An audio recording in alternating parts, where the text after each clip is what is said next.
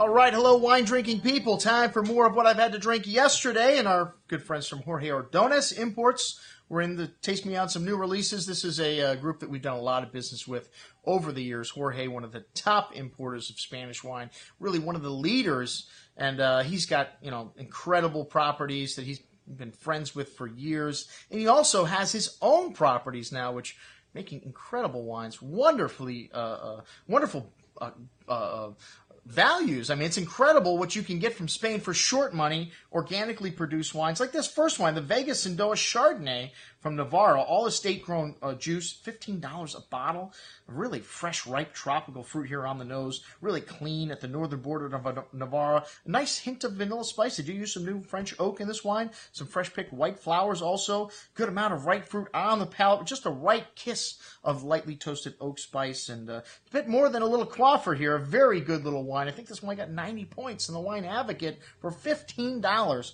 Wow, really over-delivers. All right, and then we've got one of Jorge's own properties here, Avanthia Godeo from Valladolid, dubbed the Valley of the Gold by the ancient Romans. And this wine is aged in 500 to 600 liter puncheons, 3 to 4 years in seasoned barrels. So old oak, and then for use for aged for 8 months, and then put into the bottle. This wine's got a slight briny character to the nose with lime citrus, whetstone-like minerality, touch of white pepper spice, hints of licorice to the tree fruit here showing pears and apples, and nice richness on the tongue with the tongue-tinging minerality showing through the finish. Maybe just a little bit diminished on the second day. I like this wine a little better on the first day, but still very good at $35. And then one of the best values, the Volver, man. This wine, single vineyard from La Mancha. Doesn't say Tempranillo on the front label. It says it on the back in fine print, but this is a vineyard planted in 1957.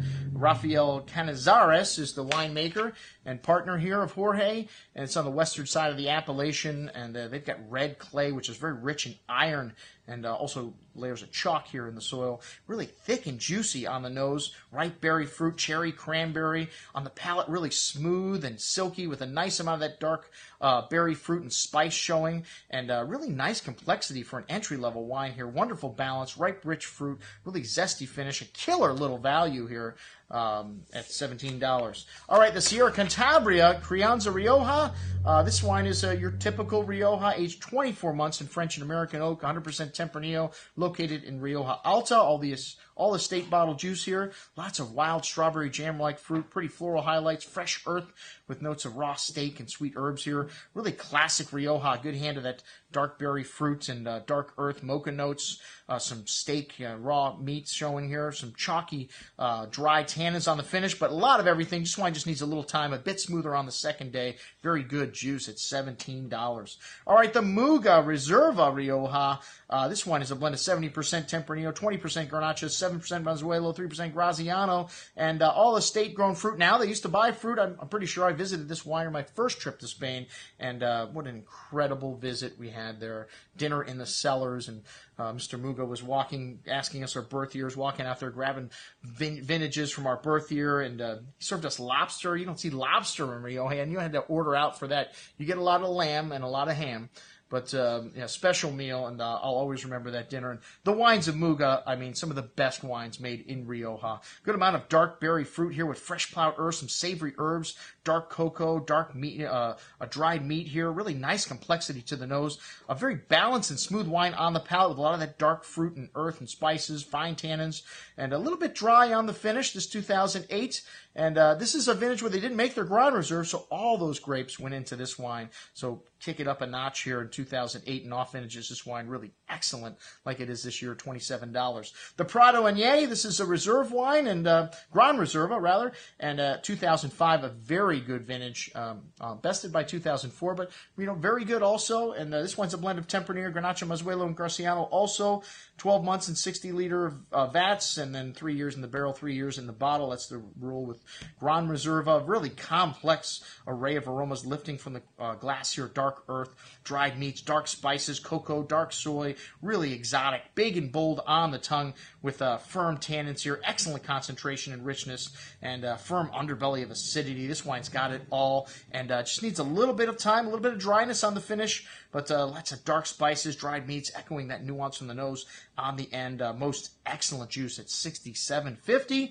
And then a little special treat from Toro here, the Bodegas Teso de la Monja, the Victorino. This wine, the next project from the guys that founded Avanthia with Jorge. Really lovely intensity to the nose here. Dark spices, black cherry liqueur-like fruit, licorice, dark chocolate, really well-endowed bouquet, some graphite mineral notes there. Really fine and silky tannins. A big wine, but really round and ripe. This is really chewy. This wine needs a little bit of time also. 2007, still relatively young. Dark spices, a really long layered finish. Excellent juice at $61. If you love Numancia, you will love these wines from Teso de la Monja. And then the Jorge Ordonez number 2 Malaga.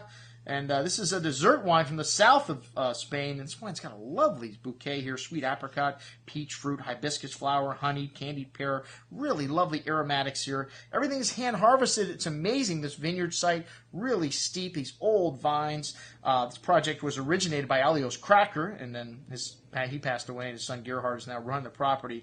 But it's not a late harvest. It's interesting. These grapes are picked ripe, and they destem the fruit, and then they dry them for 2 to 3 months. This concentrates the sugar in the wine. It's 10.5% alcohol, but wonderful balance. There's a 4-tier system here, and they label it 1, 2, 3, 4, so you know this is number 2 in the line. And this wine, it's got lovely concentration and richness, just lovely sweetness, kind of peach and candied orange fruit with lovely freshness on the finish. All great sweet wines, should finish dry as this one does, and showing that lovely minerality and tangy acidity. Lots of sugar, but lots of this acid also here. Excellent juice. And that's what I had to drink with our friends from Jorge Ordonez. I'm your host, Andrew Lamposoni, signing off for the Wine Watch, saying remember, always drink the good stuff first.